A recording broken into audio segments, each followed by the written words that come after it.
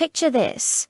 The most powerful man in Europe kneels before an altar, completely unaware that in the next 60 seconds he will become something that has not existed for over 3 centuries, and this single moment will reshape the entire course of Western civilization forever.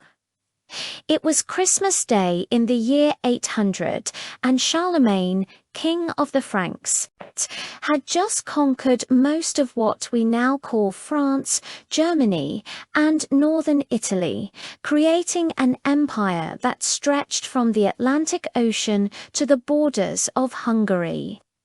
But as he knelt in prayer at St. Peter's Basilica in Rome, surrounded by thousands of worshippers celebrating the birth of Christ, he had no idea that Pope Leo III was about to place a golden crown upon his head and declare him Emperor of the Romans, reviving an imperial title that had been extinct since the fall of the Western Roman Empire in 476 AD. This was not just a ceremony. It was a political earthquake that would define European politics for the next 1,000 years. But here is where the story gets absolutely wild. According to multiple historical sources, including Charlemagne's own biographer Bernhard, the king claimed he was completely surprised by the coronation and later said he would never have entered the church that day if he had known what the Pope intended to do. Was this genuine shock? Or was it the medieval equivalent of acting surprised at your own surprise party? The truth is far more complex and fascinating than most people realize. The relationship between Charlemagne and Pope Leo III had been brewing for years, with the Pope desperately needing military protection from his enemies in Rome, while Charlemagne required religious legitimacy for his expanding empire. 2 years earlier, Leo III had been brutally attacked by political rivals who tried to blind him and cut out his tongue, forcing him to flee to Charlemagne for sanctuary. The Frankish king had restored the Pope to power, but the price of that restoration was about to become clear in the most dramatic way possible. What makes this coronation truly revolutionary is that it established a precedent that would haunt European politics for centuries. The idea that the Pope had the divine authority to create and destroy emperors.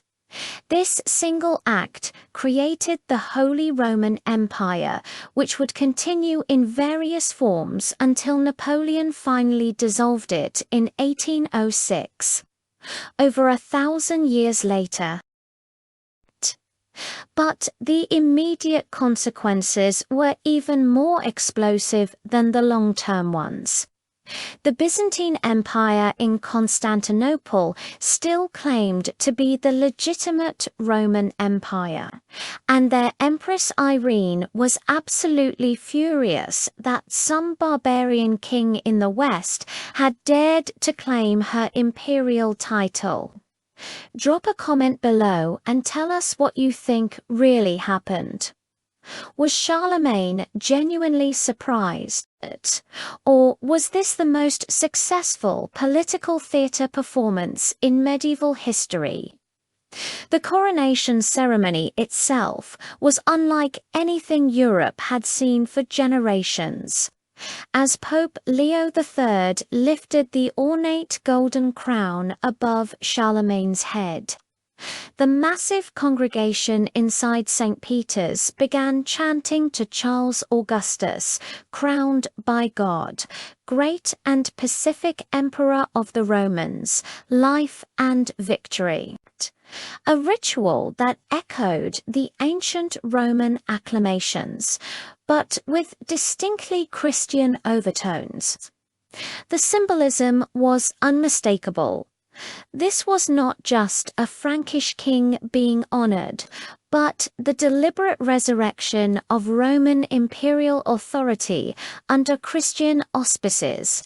Charlemagne's empire would become the foundation for what historians call the Carolingian Renaissance, a period of cultural and educational revival that preserved countless classical texts and established schools throughout his territories. If you are fascinated by moments when individual decisions reshape entire civilizations, smash that subscribe button because we are diving deep into the stories that changed everything. And trust me, you will not want to miss what we have planned next.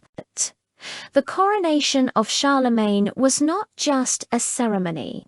It was the birth certificate of medieval Europe, creating tensions and alliances that would define the continent for a millennium to come.